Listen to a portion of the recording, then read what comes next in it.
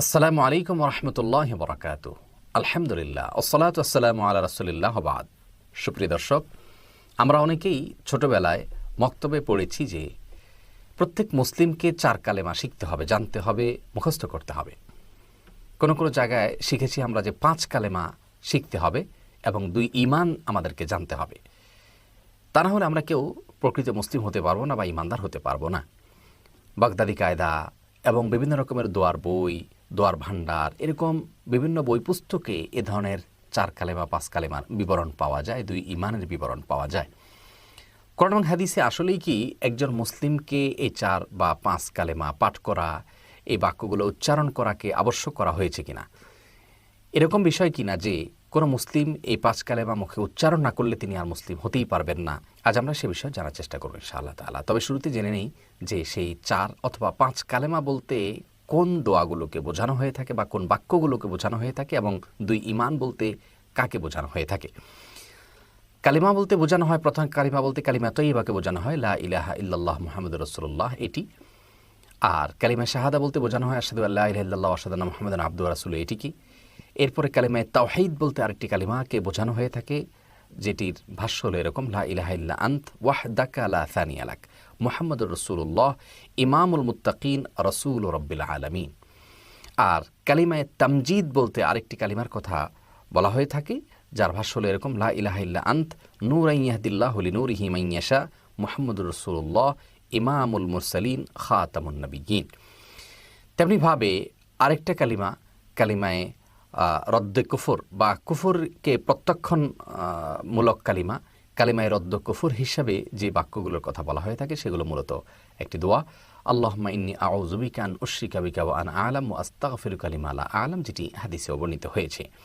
এই যে কালিমায়ে তয়্যিবা, কালিমায়ে শাহাদাত, কালিমায়ে তাওহীদ, কালিমায়ে তামজিদ, তারপরে কালিমায়ে রদ্দে কুফর, এই যে 5টা কালিমার কথা শুনলাম, সেই সাথে ইমানে মুজমাল, ইমানে মুফাসসাল। ইমানে মুজমাল মানে সংক্ষিপ্ত ইমান, ইমানে মুফাসসাল বলতে বিস্তারিত ইমান। বিস্তারিত ইমান বলতে আমানতু বিল্লাহি ওয়া মালাইকাতিহি ওয়া কুতুবিহি ওয়া রাসূলিহি, ইমানের যে রোকনগুলো আছে সেগুলোর কথা উল্লেখ করে এগুলোকে আমি আনলাম, অর্থাৎ বিস্তারিতভাবে সব রোকনগুলোর কথা উল্লেখ করে তার প্রতি আমরা যে ইমান এনেছি সে কথা স্বীকৃতি দেওয়া। এ হলো 4 বা 5 কালিমা এবং 2 ঈমান, ইমানে মুজমাল অর্থাৎ সংক্ষিপ্ত ঈমান এবং ইমানে মুফাসসাল অর্থাৎ বিস্তারিত ঈমানের রকমগুলোর কথা উল্লেখ করে তারপর তার প্রতি ঈমান আনলাম। এই কথার উল্লেখ রয়েছে যে বাক্যগুলোতে, সেগুলো ঈমানে মুফাসসাল বলে পরিচিত।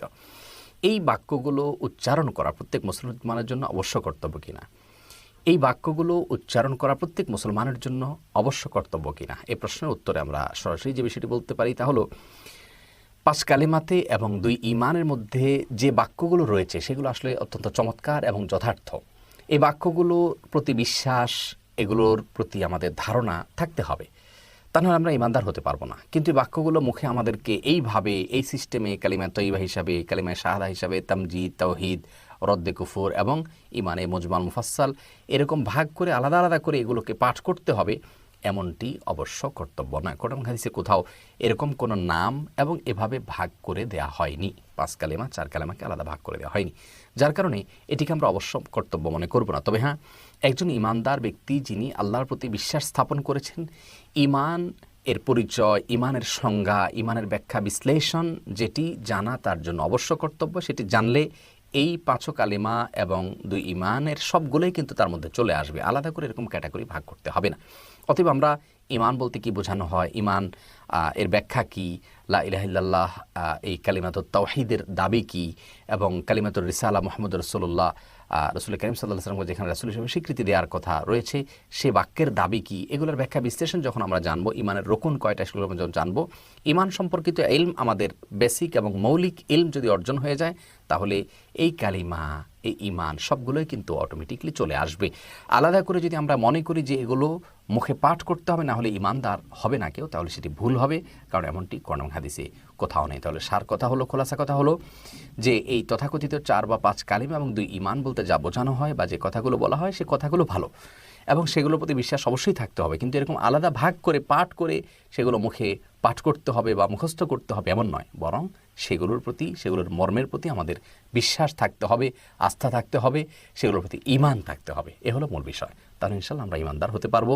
অতএব এই বাক্যগুলো মুখস্থ করার কসরত না করি আমরা ঈমানের দাবি কি সেটাকে বোঝার চেষ্টা করব, ঈমানের মৌলিক ইলম আমরা অর্জন করার চেষ্টা করব, তবেই আমরা পূর্ণাঙ্গ ইমানদার হতে পারবো ইনশাআল্লাহ তাআলা। আল্লাহ তাআলা আমাদের সকলকে সে তৌফিক দান করুন।